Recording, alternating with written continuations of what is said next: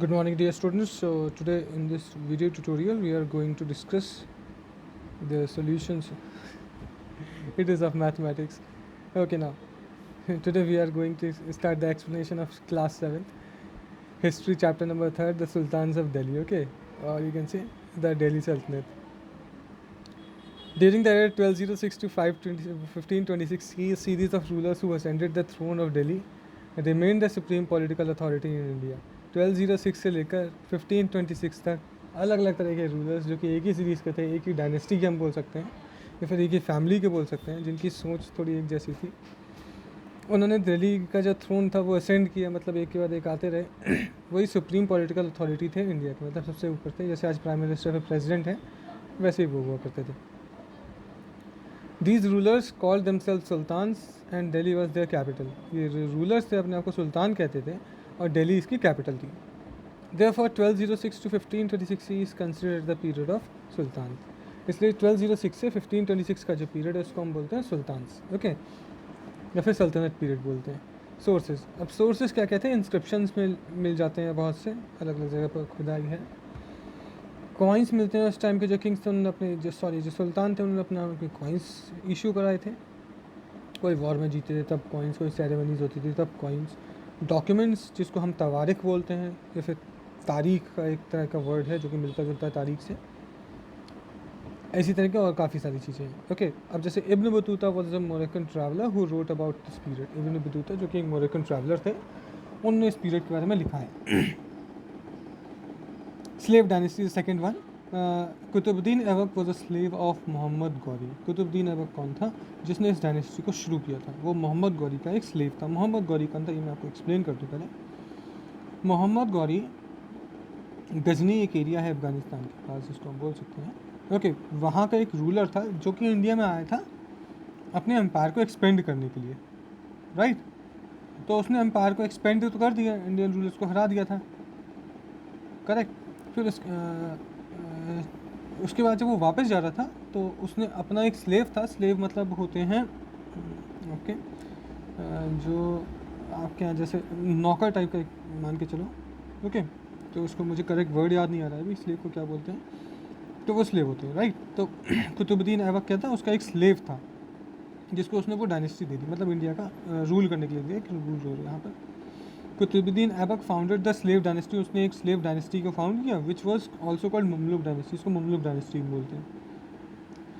So the first ruler was Qutubuddin Aibak after defeating Prithviraj Chauhan. After defeating Prithviraj Chauhan the second battle of Tarain, second battle थी तराइन की, Mohammad Ghori went back to his homeland, वो अपने घर वापस चला गया, अपने एरिया वापस चला गया, and place Delhi and adjacent territories in the hand of Qutubuddin Aibak, और दिल्ली उसके आसपास के एरियाज को कुतुबुद्दीन ऐबक को दे गया वो, right.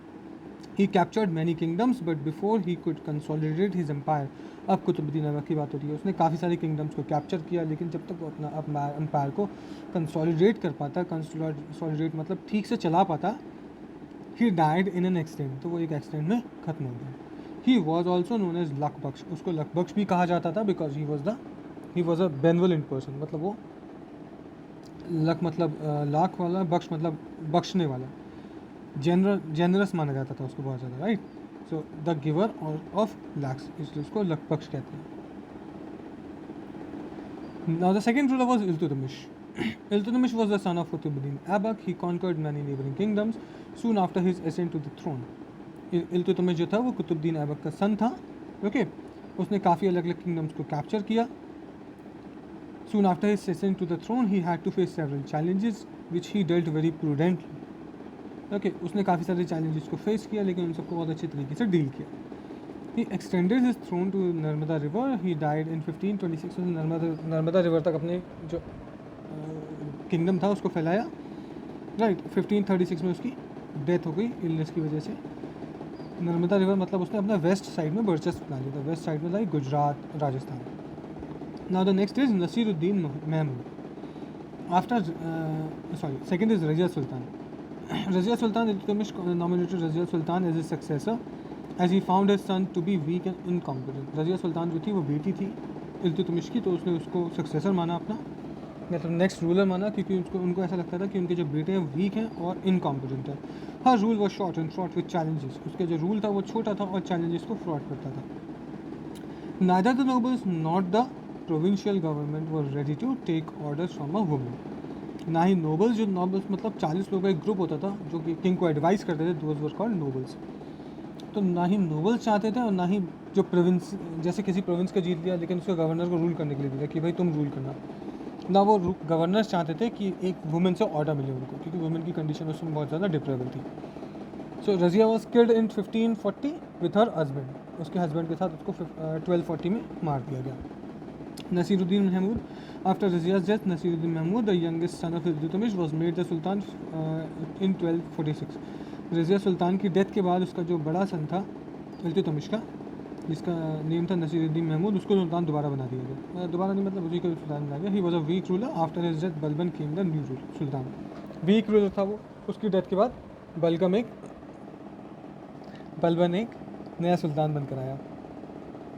Ghiyasuddin Balban, he was regarded as one of the best ruler of Delhi Sultanate. Delhi सल्तनत का सबसे अच्छा रूलर्स में से एक माना जाता है। He to establish an unchallenged authority, he declared that sultan should be considered as a supreme representative of God on earth. किसी अथॉरिटी को चैलेंज करने के लिए, उसने अपनी अथॉरिटी को अनचैलेंज करने के लिए क्या किया कि सुल्तान को भगवान का भेजा हुआ एक मसीहा बता दिया। He also introduce Persian custom of sijda, उसने साथ साथ में सिजदा और पाइबोस, दो तरह के जो पर्शियन कस्टम है, ईरानियन कस्टम, उसको इंट्रोड्यूस किया। सिजदा में क्या होता है, kneeing and touching one's forehead to the ground as show of respect, मतलब नीचे झुककर अपने फोरहेड को ग्राउंड से टच करना, एक रिस्पेक्ट दिखाना, right. And paibos, kissing the feet of the sultan, सुल्तान के जो पैर हैं उनको किस करना in his court. Okay student, this is it, we will continue the same chapter tomorrow. Thank you very much.